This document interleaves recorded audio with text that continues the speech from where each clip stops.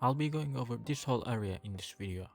So we have abs, whatever this is called, and obliques. Before we get to the fun part, I wanna cover these two first.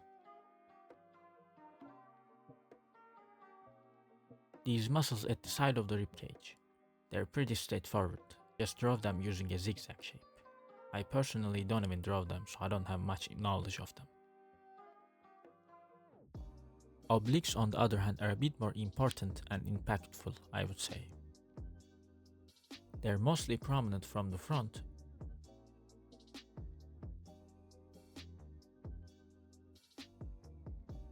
but still visible on the back.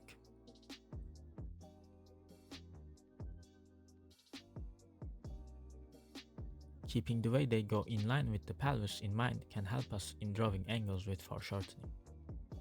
Now the fun part, abs or abdominal region or the belly. Let's first talk about the muscles. The ab muscles start under the chest and goes all the way to the crotch. There are 6 small ones and then the last big one.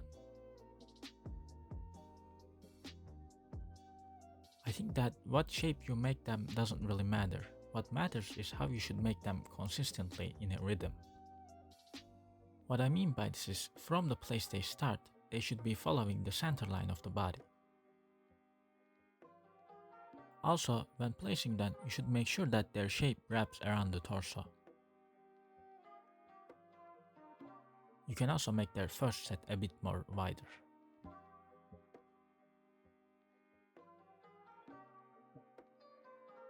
One thing I do when drawing women is that I ignore the first set of abs that's on the ribcage and start the second set in line with the opening of the ribcage. Realistically, there's no such difference between male and female abs. This is just stuff I made up to have some sort of difference between gender presentation. Now about the belly. Normally, fat could be anywhere on the body, obviously. But I like to keep things in segments when simplifying them. So I portrayed mainly around this area with this shape that starts with the opening of the ribcage and ends slightly above the crotch. When the person is skinny, it takes this more firm shape. When the person is less skinny or just average, it takes this shape.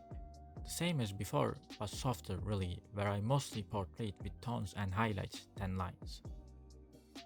When the person is chubby, the form starts folding both on itself and on the rest of the body, still roughly following the first shape we defined. Let's not forget that all these are 3-dimensional forms. That's gonna be it for this video. I hope this was helpful. Thank you for watching till then. Have a nice day.